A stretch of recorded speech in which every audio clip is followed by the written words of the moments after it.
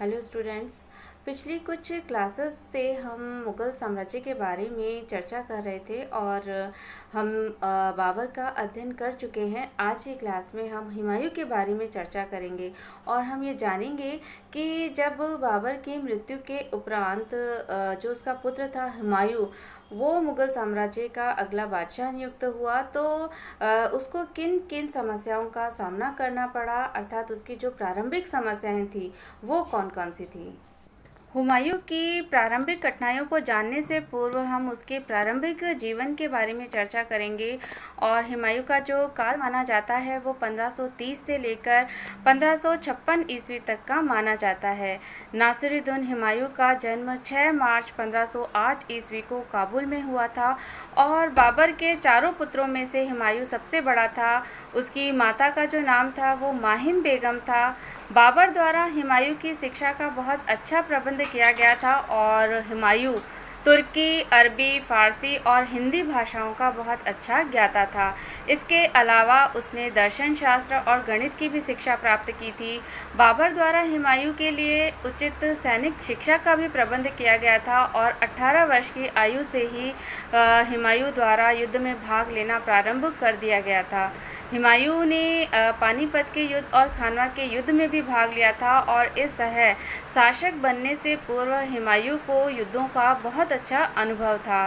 बाबर ने हुमायूं के रोगग्रस्त होने पर उसके लिए खुदा से प्रार्थना की और बदले में अपना जीवन लेने के लिए कहा और संभवतः जो खुदा था उसने उसकी पुकार सुन ली। हुमायूं तो ठीक हो गया, लेकिन बाबर 26 दिसंबर 1530 ईस्वी को इस दुनिया से चल बसा और बाबर ने अपने जीवन काल में ही हुमायूं को अपना उत्तराधिकारी नियुक्त कर दिया था।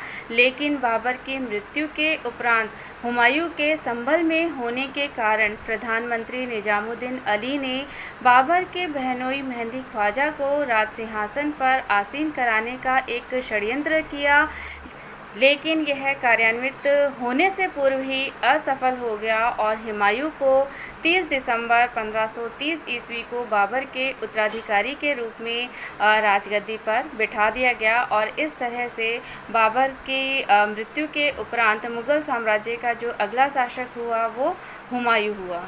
अब हम बात करते हैं हुमायूं की प्रारंभिक कठिनाइयों की। तो बाबर ने हुमायूं के लिए उत्तराधिकार में एक विशाल साम्राज्य छोड़ा था, जिसमें विशाल भारतीय भूभागों के अलावा मध्य एशिया के भी बल्ख, बदख्शा और कुंदुज के प्रांत शामिल थे और इतने विशाल साम्राज्य को केवल युद्धों के द्वारा ही संचालित किया जा सकता था और इस विशाल साम्राज्य को अक्षुण्ण रखना बहुत ही कठिन कार्य था। इसी तरह से बाबर ने यद्यपि एक विशाल साम्राज्य की स्थापना तो कर ली थी, लेकिन उसने अपने साम्राज्य में सक्षम प्रशासनिक व्यवस्था की स्थापना नहीं की थी। इस प्रकार हुमायूं को असंगठित राज्य उत्तराधिकार में प्राप्त हुआ था और अपने विशाल साम्राज्य को संगठित कर वहां सक्षम व कार्य कुशल प्रशासनिक व्यवस्था स्थापित करना हुमायूं के लिए बहुत ही आवश्यक था। लेकिन जो ये कार्य था वो सरल नहीं था और बाबर ने जागीरदारी प्रथा को अपनाकर साम्राज्य को अपने अमीरों और जागीरदारों में विभक्त कर दिया था, जो कि भविष्य में हुमायूं के लिए सिरदर्द का भी कारण बने। हुमायूं ने बाबर की इच्छा अनुसार अपने साम्राज्य को अपने भाइयों में विभक्त कर दिया था। हुमायूं ने कामरान को काबुल और कंधार, अस्करी को संभल व हिंदाल को अलवर का प्रांत दे दिया था और कालांतर में ये जो साम्राज्य का विभाजन था वो उसके लिए परेशानी का कारण बना। विशेष रूप से कामरान दिल्ली के सिंहासन पर अधिकार करने का इच्छुक हो गया, तो कामरान ने उसके लिए बहुत परेशानियां उत्पन्न की। हालांकि जो हुमायूं के भाई थे वो स्वयं इतने योग्य न थे कि हुमायूं के लिए खतरा उत्पन्न कर देते, लेकिन कोई अन्य व्यक्ति उनको अपने साथ मिलाकर हुमायूं के लिए संकट उत्पन्न कर सकता था। इसी तरह से जो मुग़ल सेना का संगठन था वो दोषपूर्ण था और बाबर ने अपनी सेना में प्रत्येक जाति और वर्ग के लोगों को सम्मिलित किया था। इस प्रकार जो मुग़ल सेना थी वो मुग़ल, तुर्क, पारसी, उज़्बेक, अफ़गान और भारतीयों का सम्मिश्रण कही जा सकती थी। जब तक बाबर राजगद्दी पर बैठा रहा, अपनी योग्यता के कारण उसने अपनी सेना को अनुशासित और संगठित बनाए रखा, लेकिन उसकी मृत्यु के उपरांत जब हुमायूं शासक बना तो स्थिति में परिवर्तन होने लगा।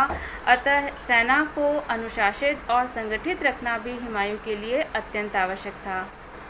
हुमायूं को अपने संबंधियों के कारण भी बहुत सारी कठिनाइयों का सामना करना पड़ा और मिर्ज़ाओं में जो सर्वाधिक प्रभावशाली था वो मोहम्मद जमाल मिर्ज़ा था, जो हेरात के सुल्तान का पुत्र था और उसका विवाह बाबर की पुत्री और हुमायूं की सौतेली बहन मासूमा बेगम के साथ हुआ था।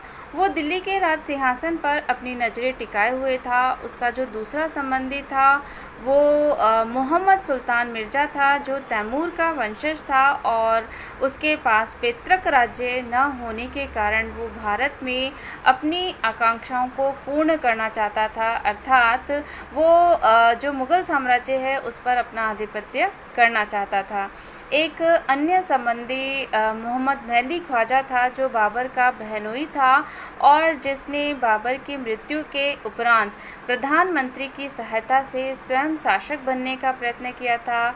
इनके अलावा अन्य अनेक प्रतिद्वंदी भी हुमायूं के सिंहासन पर अधिकार करने के लिए प्रयत्नशील थे, जिनका समुचित प्रबंध करना उसके लिए बहुत आवश्यक था।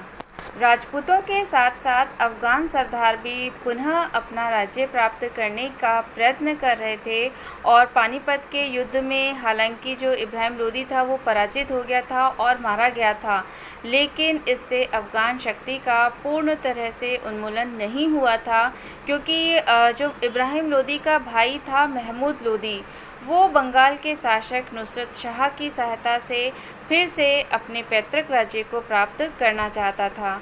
इधर बिहार में शेर खां भी स्वतंत्र राज्य स्थापित करने का स्वप्न देख रहा था और मुग़लों को भारत से निकालना चाहता था।